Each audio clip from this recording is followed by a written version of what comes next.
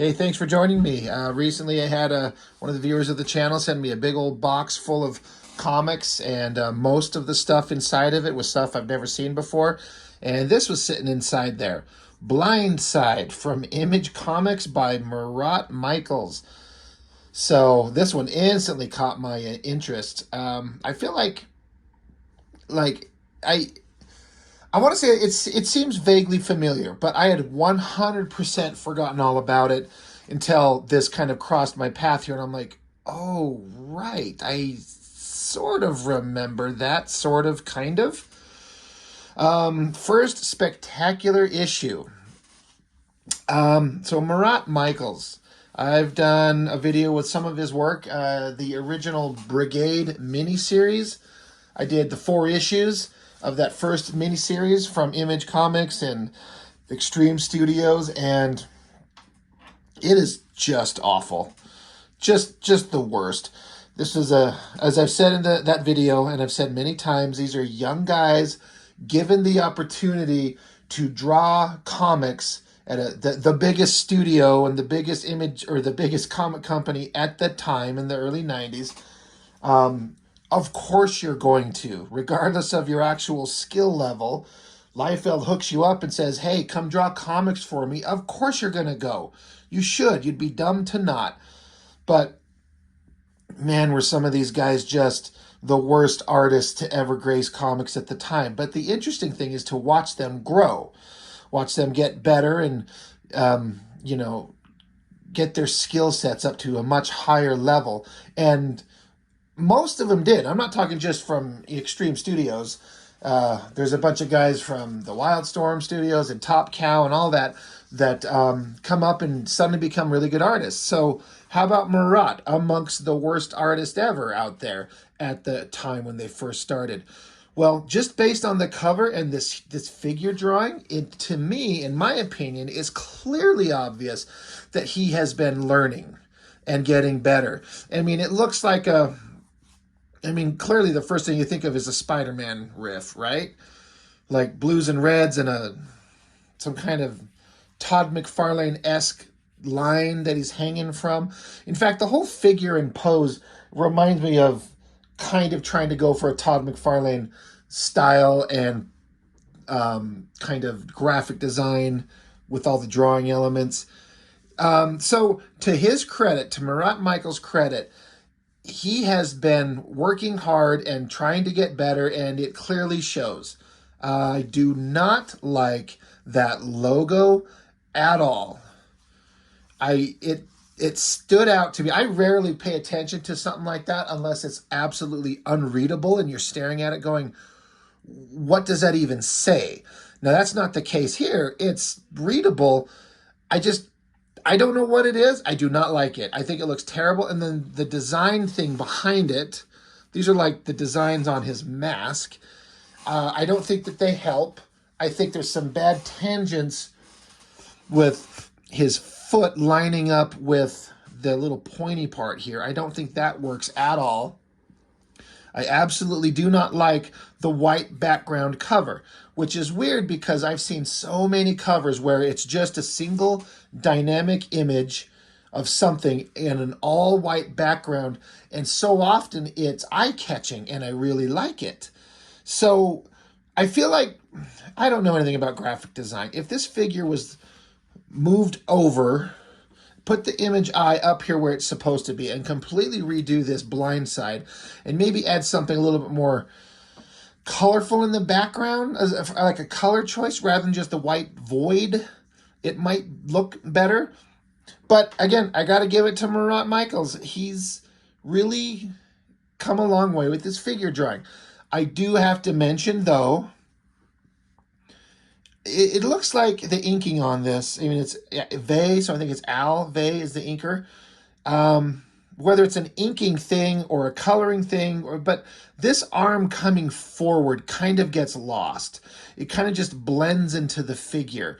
It needed something, whether the coloring to push it or some thicker lines to push it forward. It's not terrible. It's reasonably well drawn as far as muscular anatomy on a comic book figure. It's pretty well done, but it just kind of gets lost. At a glance, it'd almost be like he's missing. There's some, it almost looks like this is where his arm used to be. There's like a giant hole in his body cavity, and this is like his mutated body's got one arm. So the foreshortening, while kind of technically well done, it gets lost. See all the shadows up in his nutsack area? They should have done something like that to help push that arm forward, to give it some three-dimensionality, in my opinion. So, Blindside, printed in August of 96. Now, if I remember my timelines correctly, this is right about the time when the comics industry was just eating itself and sales were just falling off the face of the planet because of the whole speculator boom. But maybe not quite there yet. I'm not exactly sure on the exact timelines, but I think it's getting real close. Creator, plot and pencils, Marat Michaels. So again, good, props to him. He's been drawing comics, I think, since 93 for Image professionally. So, in it for 3+ years.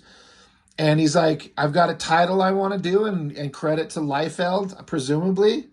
I mean, it's for Extreme Studios. I mean, it doesn't say Extreme Studios, so maybe it's just through Image Comics. Maybe this is after Liefeld has been kicked out and left, or whatever the hell happened. Either way, Liefeld gave him his start. But Marat comes up with an idea. He writes the stories. He gets script help from this Robert Loren Fleming. Not sure who that is. Inks, Alve and Sean Parsons. Colors are Extreme Colors. Color separations are Extreme Color. And then it says painted sequences. Chuck Drost. I'm not sure what they mean by painted sequences, unless it's like that, I guess. But like I was saying, credit to Marat Michaels for having an idea and let's make it. Let's have it come out. And it feels like he come up with a concept, a design, a logo, like this design for the mask thing. Like he was really, really trying. He's like, I'm going to do this. I'm going to make my book. I'm going to make my Spawn, my Dragon, my whatever, his thing. Credit where credit's due in that respect. And as I flipped through this and was reading it for the first time, the art is definitely a massive step up. And then there were a couple things that made me go, oh, wow, look at what they're doing here. Wow, he's really learned something. But then it became even more apparent that I was kind of being fooled. Because I wanted to believe that Marat had these skills that he doesn't have. I guess I'll spoil it. There are certain places where there are some elaborate, beautifully detailed, prospectively flawless backgrounds. And there's a couple places where I wasn't sure, but then there's one or two places where I was like absolutely sure. This is like, what is it? Ethan Van Sciver referred to it when he was on doing that ISOM review recently. Refers to them as digital assets, like computer-assisted 3D backgrounds. And once that kind of factored in, I was like, oh, okay. So he's gotten better at figure drawing for sure. But, I mean, backgrounds were one of the biggest failings and missed points for Marat and anything he's done. And then suddenly to go to as good as they get in this, when they're there, it's like, oh, yeah, he didn't actually learn these things. That's unfortunate. Now, should it matter? I guess that's subjective. To me, it just stands out as like, you don't know how to do this, or using a computer to do it for you, as opposed to trying to learn it on your own. I don't know. We'll get into it. We start out with badassing his outfit. And he's talking to himself. I don't particularly care for the kind of storytelling method where the guy's outwardly just speaking out loud what's going on and his own thoughts. But then it stops to he's putting in these eye contact things. So as I understand it, he's going back. This is him in his superhero persona, which we will not see ever again in this comic. Spoilers. It's an origin issue. It's a setup. But then it cuts back to before he became the superhero version, putting some eye contact things in. And then switches over. Again, like I was saying, I was instantly kind of impressed by the page layouts and the drawings that Marat Michaels is doing.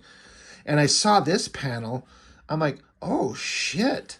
Look at the metal grating and the pipe railing and the cables and these perfectly round mechanical pipes and fittings and all this stuff. I'm like, oh, damn. Marat, brother, you figured this out. Yeah, we'll see how that goes. Now, this is a guy, he's an agent for the Orion sector. He's been trained to endure the most brutal forms of torture, but touching my own eyeballs really gave me the creeps. This is another thing that I find a little bit kind of, this is purely a subjective thing, but this guy, think of him as like James Bond. He's an agent for a secret organization sent out to do spy action shit. These guys takes their situations deadly seriously. Now, when I say that as if it's someone who's real, or, you know, but like, it's not real, and it's a comic book, but to have like a happy-go-lucky, goofy kind of guy in a super secret spy organization doesn't feel authentic at all. It feels childish and silly. And that's what kind of comes across here. He's like, I spy with my little eye, the bad guys. And then we look down, he's on this, in this overhead area, sort of in a darker shadowed area. He's up here looking down at all these bad guys doing some bad guy stuff. There's some kind of like scientific procedure they're going on about. Like, we have to follow these rules. We have to test this thing. No, we're not testing this thing. We're gonna do it now. So they bust out this helmet that looks like the Cerebro from X-Men. They plop it onto a guy and test it on him, and it fries his brain.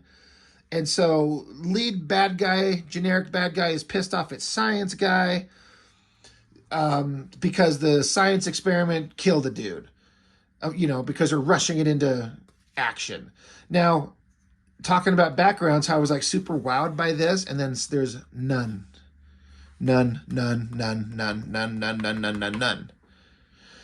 So that should have been, you know, hint number one that maybe this is not something that he hand drew. And then another thing that kind of is rough is we're looking down at all these bad guys, and our hero guy is in the overhead, like up high, looking down on them. And in this scene, it kind of the scene transitions suddenly from the bad guys on the ground, and then I was lost for a minute. I'm like, who the fuck is this guy? And this is our hero, because he's up there and he's saying, looks like it's time for the cavalry to charge to the rescue. And then somebody puts a little tiny skinny little gun barrel to the back of his head. Says General Custer, I presume. And he's like, dang. So again, kind of the persona of the character doesn't feel, it feels childish.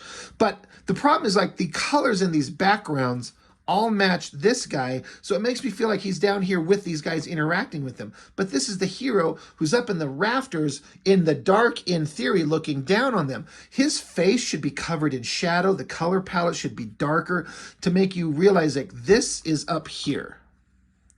And I guess I could, you know, you could say that Marat could have drawn it with more heavy shadows on him. The colors could have changed the color palette. It doesn't help the scene change. So it doesn't work. But after kind of taking a minute to figure it out, this is the hero. He gets a gun put to the back of his head.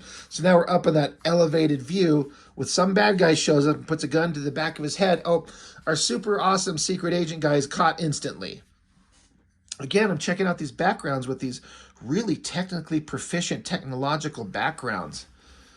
I'm like, wow, these are really good. But it has to be computer-assisted nonsense. But our hero, being an agent, so a guy sneaks up onto him and is right there close to him. So our hero's able to turn around, grab the gun out of his hand, start spouting a bunch of nonsense. Like,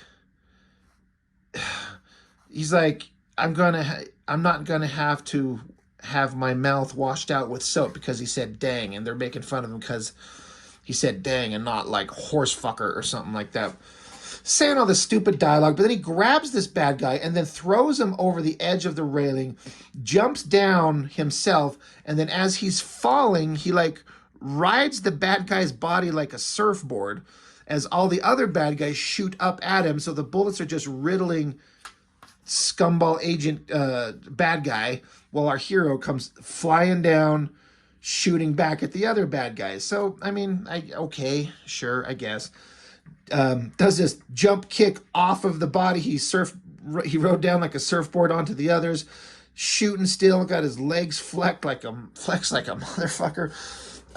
It's just kind of funny. But as far as action, it's kind of all right, I guess.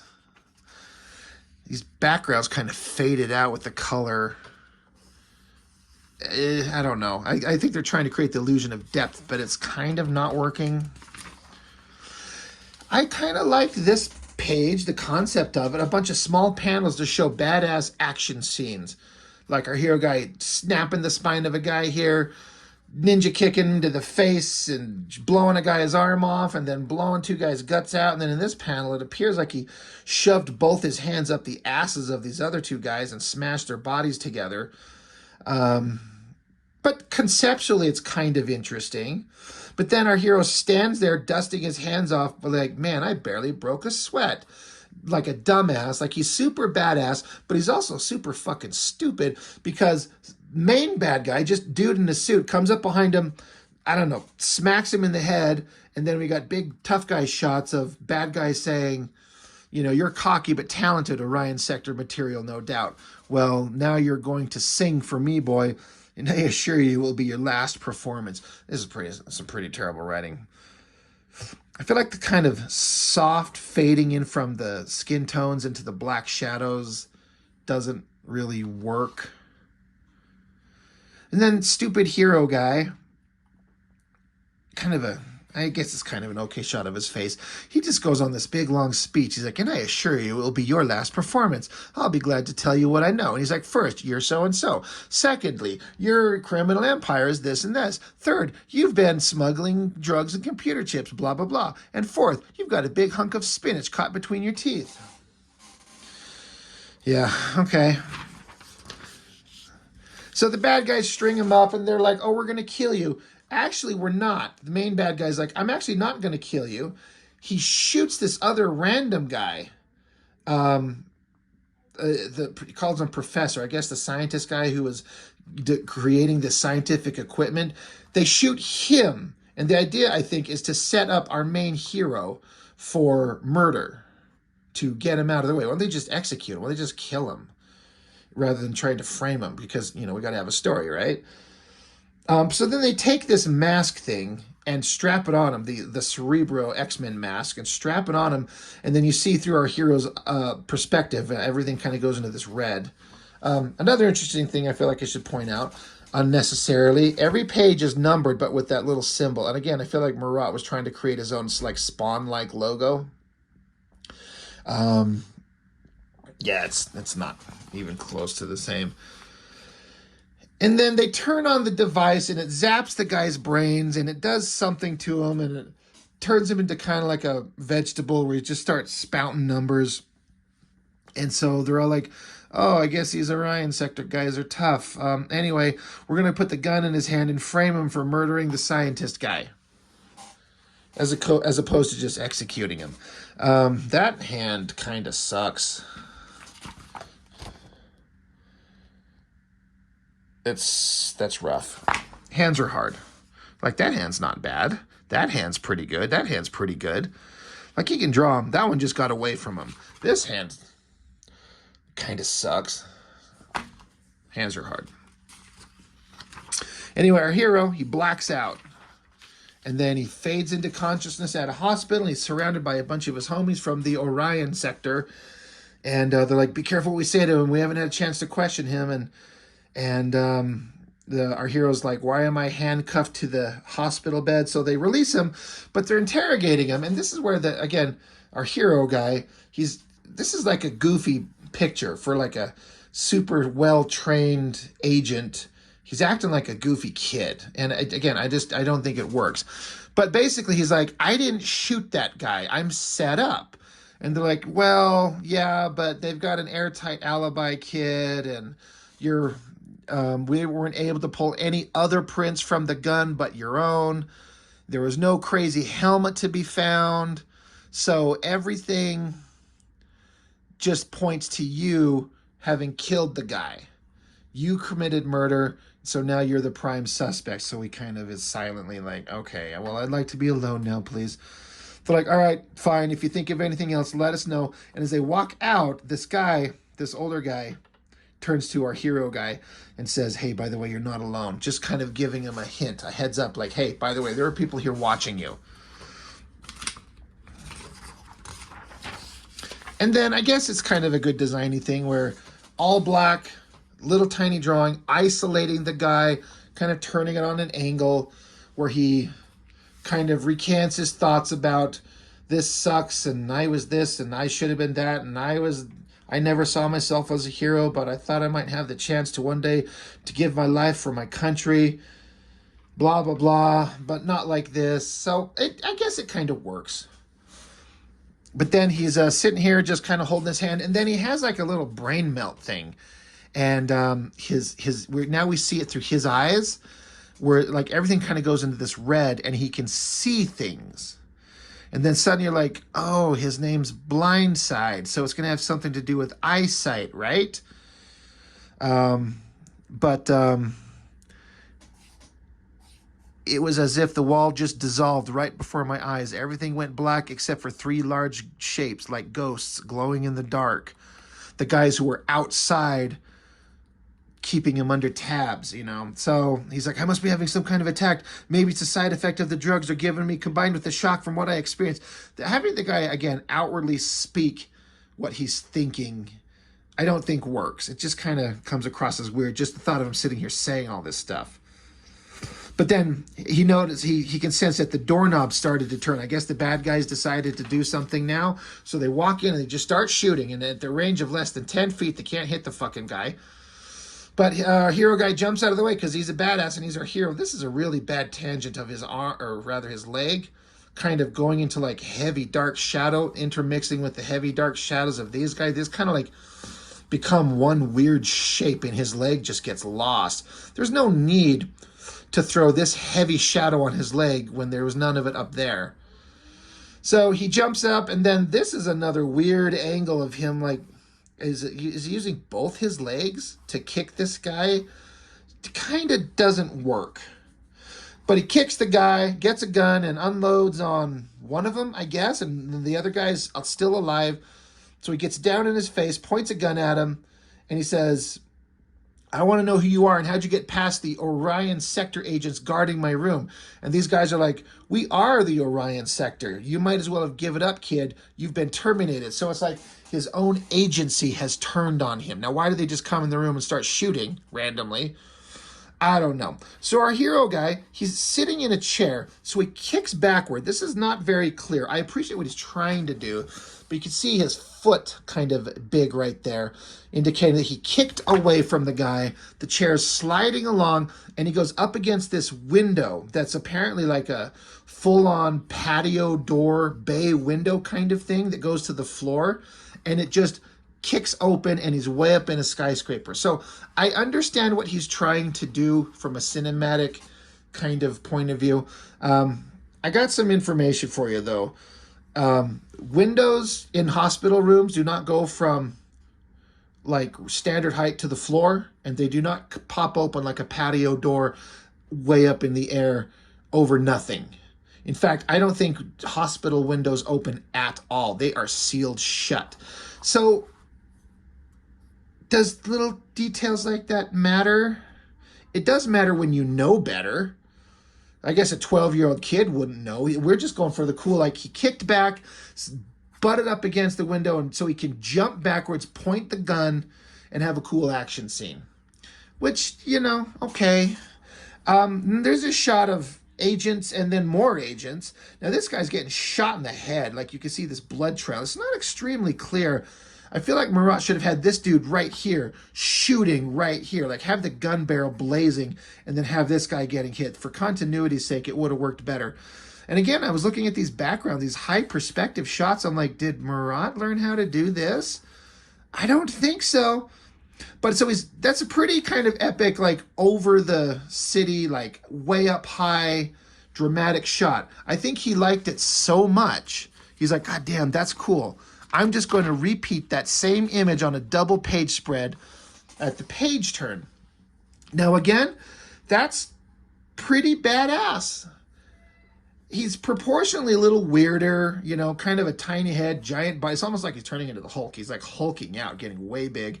And I understand getting proportions off sometimes, especially at this scale. I mean, this is a big canvas. On each one of these is an 11 by 17 if he's drawing in standard comic book format. But it's easy to let proportions kind of get away from you. I've suffered from that plenty on my own amateur nonsense. But kind of cool. He's got bullet casings being expended here, but why not show gun blast? In fact, they didn't even have, it doesn't even look like the gun barrel is like open. It's a solid flat color, so it looks like it's plugged. It should have like a muzzle flash. Now this is the background where I was like, one, that's a pretty epic choice of an angle, and two, that is 100% made on the computer. Look at these little slats across the top up here. They're in perfect, flawless like perspective. Ain't no way Marat Michaels knows how to do this at this point. No way. And then to choose this super high angle, looking down, turned way off to the side this way, when he couldn't draw backgrounds at all just 2 or 3 years ago. No way. So I'm like, okay, this is some computer assisted background. And again, I submit the question, should it matter? And I don't know. I can't answer that. I mean, even this fucking chair, that is way too detailed a chair for a Marat Michaels. No way. I don't buy it. If he had something to look at, if he got a chair and turned it upside down and took a picture of it or something and then drew it, maybe. I really doubt that they did that. I bet that's just part of the digital assets package or whatever you want to call it. I do applaud them for the choice of the angle. It's pretty dynamic.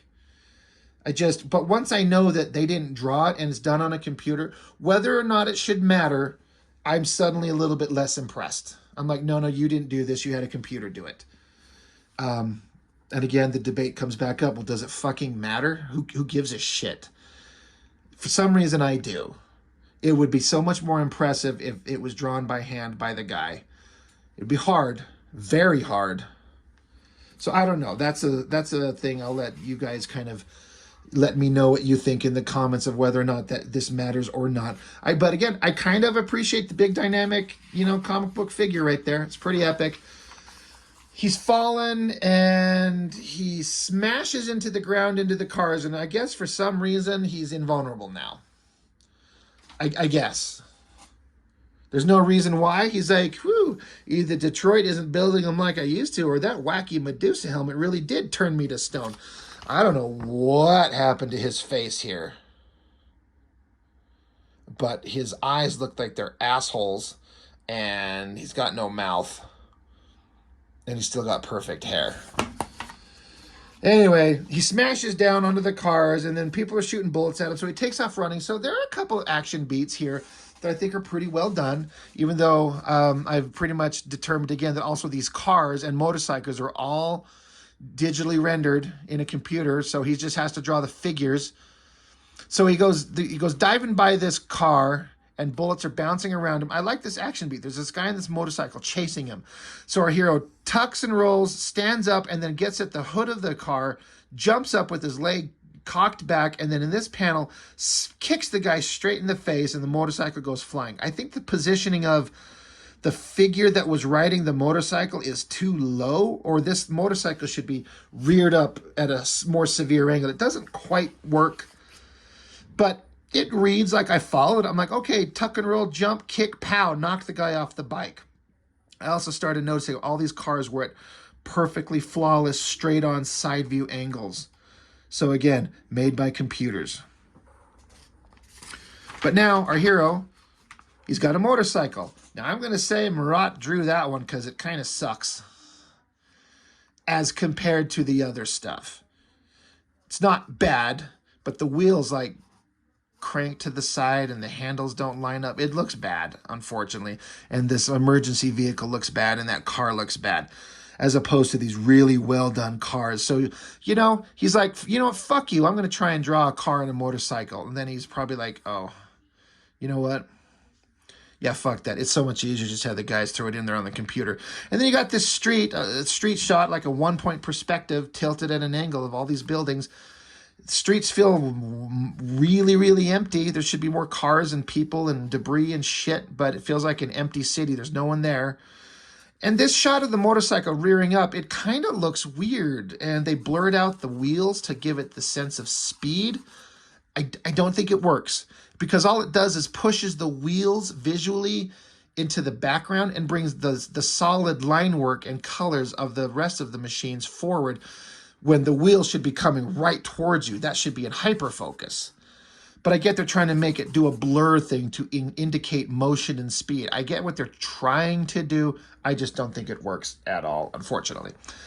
Anyway, the guy takes off on the motorcycle and then smashes it into this SUV. And somehow he recognizes this SUV as a vehicle that's got bad guys in it, somehow. And then I don't know where he's keeping a gun. He just, because he's in a little, the little skirt thing that you wear at a hospital. He just dove out of a building and kicked a guy. He doesn't have a gun, but he jumps off the thing. I don't know what is going on with these backgrounds here. I have no idea what I'm seeing. I do not have any idea what these weird stripy designy things are, but he's got a gun and then he points it and then it does like almost like a Matrix type bullet time slow motion shit where he shoots. The bullet travels all the way up to the muffler tailpipe of this SUV and blows it to fucking kingdom come. I gotta tell you, I don't think that's how mufflers work. I mean, you could just have him hit the fucking gas tank. That could still be a demonstration of precision shooting that his new whatever superpowers I guess he's got are doing. But he wanted to go down the tailpipe of the car. Okay, that's awesome. He dodges a bullet literally. Someone else is coming along. I like how I guess they're in a car, but he only drew like the front portion of it, and then the muzzle flash makes the rest of the car that they're in just disappear. It's not there. So our hero goes running, and he jumps forward in a big superhero like rage pose. And then in the next panel, he's like diving into the front windshield of the car, and these are his feet coming forward. Again, I get what Marat's going for, but I think he chose a very poor angle to convey that.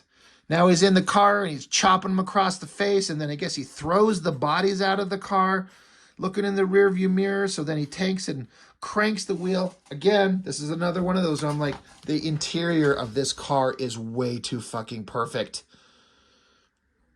Marat did not draw that. Marat did not. Car spins, hits something, he explodes. He's able to just dive out of it somehow. I wonder if that's another digital thing. I'm just going to draw a guy jumping, and then we'll put a car in there. And then one of his homies at the hospital, I guess. I don't know who this dude is or where he's at, but it's sitting here talking to himself, setting up like, you'd think the Orion sector would know by now that TV is their own worst enemy. What? Then we got a big shot of the guy standing here, wounded, bloody. His arm looks like it's mutated and growing really long and dislocated from his body. And, Marat's going for some muscular stuff. He's definitely gotten better, but he pulled a stupid Liefeld where he's like, fuck your feet. I'm just going to hatch it out and throw some random ass lines. I'm not even going to bother to draw toes. After all the time and effort spent on drawing this figure, you can't just draw toes on his feet. It's really dumb. And then he throws in the symbol behind him where the guy can...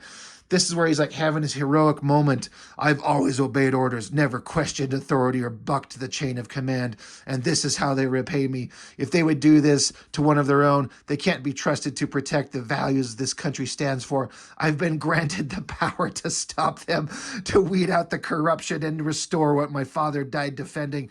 It's my duty. It's my responsibility. And it will be my pleasure. Oh, that's just the worst thing ever. It's such standard nonsense bullshit.